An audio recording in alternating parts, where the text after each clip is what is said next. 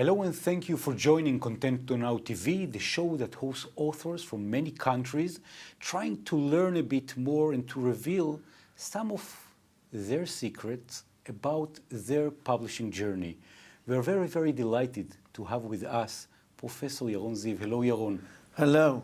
It's a pleasure to be here again. Thank you so much. And let's talk about one of the great seminars that you are doing in many countries and in India, combines also Gestalt as a therapy and EQ. How do you combine these two methods into one stage, into one message? What we do in India and other places in the world, we really teach people what we call EQ, emotional intelligence. And teaching emotional intelligence, you cannot teach by books, although the book, which is called Emotional Intelligence, was very famous by Daniel Goleman. And a lot of people went to read it, and probably Daniel Goleman was very happy about it. But you will have to agree with me that by reading the book, you don't gain more experience and more equality about EQ. Yes, you should walk the talk. Yeah, you should walk with exactly. And the way to learn about emotional intelligence is only through experiment and through experience. And what more than Gestalt therapy is to teach you, because all Gestalt therapy is built about experiment and experience.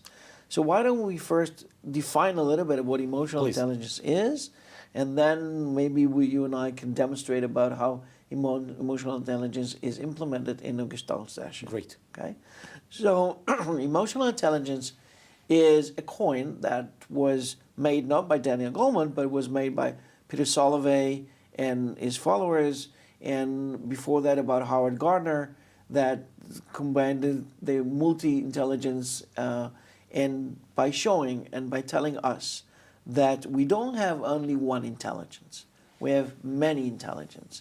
And the reason is because we all use, until today, we use David Wechsler definition of intelligence, and we do tests like WISC, it's called WISC-R, Wechsler Intelligence Scale Register, that you do in order to test to give the IQ, and when you do for children who want to go to school.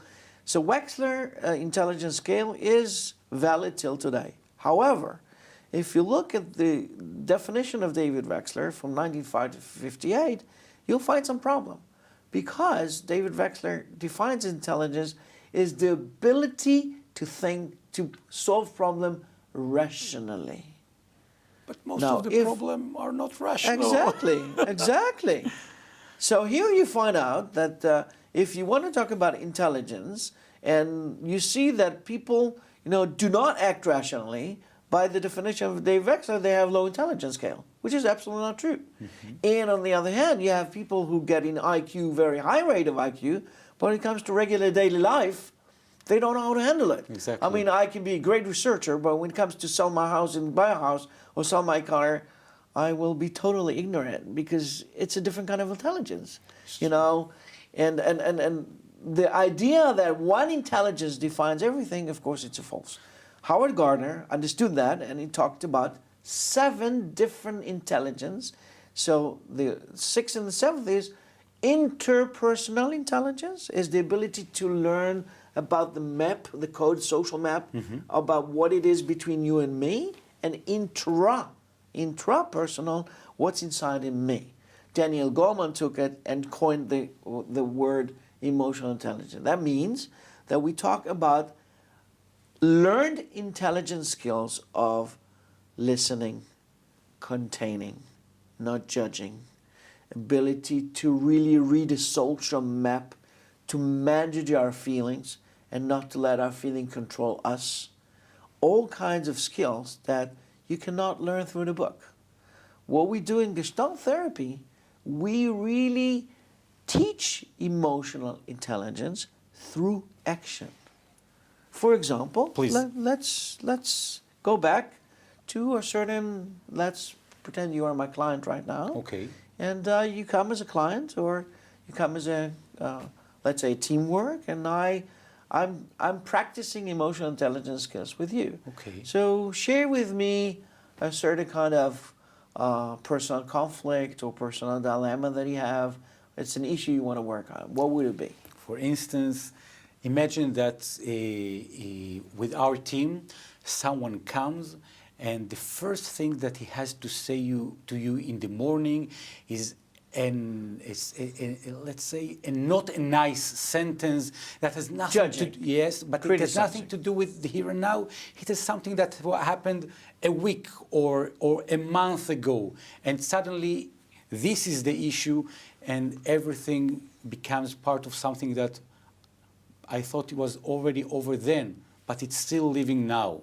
Exactly. So what should be the right reaction? Exactly. So what happens is that because we practice emotional intelligence skills, Yes. we practice non-judgment behavior.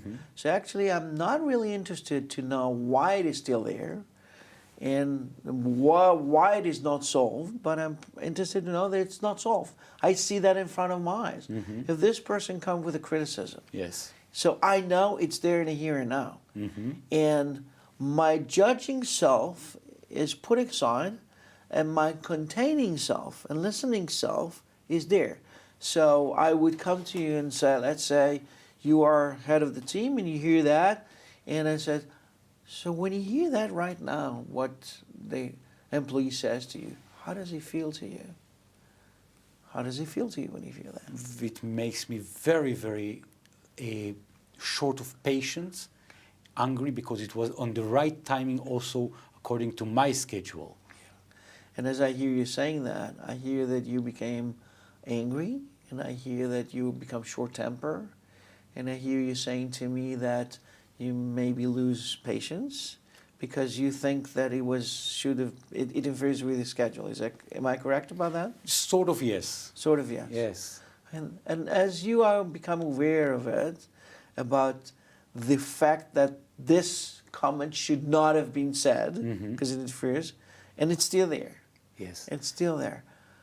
Let's think about a possibility of he's part of your team and you would like him to be in your team. Right? One of the best persons I've ever met. Exactly.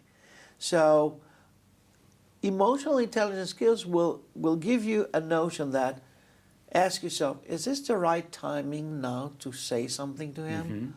Or should I withhold till the session is over? And then I will ask him to be private. And I say, you know, I felt really hurt when you said that in front of everybody. My wish for you that you will come to me, either you wouldn't say that in front of everybody because it's embarrassing, or you would come to me after that because I sense when you say that there is something about you that you are either frustrated, either angry about me, which is okay. It's okay to be angry. And you would share that with me and we would solve it out.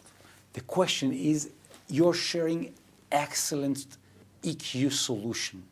My question is how it can be implemented, especially in a challenging time when a person is very angry, that he feels that he's overwhelmed by his own emotions. And it will be in a very calm way, in a very assertive way. I can sense that you're angry right now. I can sense that. I recognize that. I wish for us to continue talking about that. However, this is the magic word. Not but however. The word but cancels everything it was before. Exactly. However, as you recognize what it is, and then you add, however, there is a session that we need to be on schedule, and I promise you, after the session, when the meeting will be over, we'll devote the time. It's too serious and it's too important to avoid it. So we'll make time, we'll make schedule, and I want to devote the time to really listen to what it is behind the frustration that you are holding on, because you are very important to me. Exactly. I want to thank you, Yaron Ziv, for giving this sort of EQ and Gestalt solution by experiencing, because we could really feel that we are part of this conversation and this solution. This is called managing feelings, managing. And management, it's an acquired skill. We are not born with managerial skills. We do acquire them. Yaron Ziv, I want to thank you so much for all the tools that you are sharing with us and with many, many coaches and people around the world. One last sentence for these encounters. If you had 30 seconds that you could approach directly to each and every one that is coming to your seminars in advance, you would tell them what? I would tell them that learning, acquiring emotional intelligence skills it's not a luxurious thing, it's a survival kit. Because in these days that everything is so vulnerable and sensitive, humans are very vulnerable and intelligent. They want first of all to know that you relate to them as human being and you're not driven by your instinct and your emotions in a very, let's say, how we call that, primitive way. So emotional intelligence is a kit of managing your ability and managing your skill in a smart way. Yaron Ziv, I want to thank you so much. If you have any more questions regarding this wonderful method combination of EQ and also Gestalt way, please don't hesitate. Just approach direct using all your EQ abilities and also your cell phone, or click here. EQ cell phone. Exactly. Thank you so much, and thank you for joining Contento Now TV.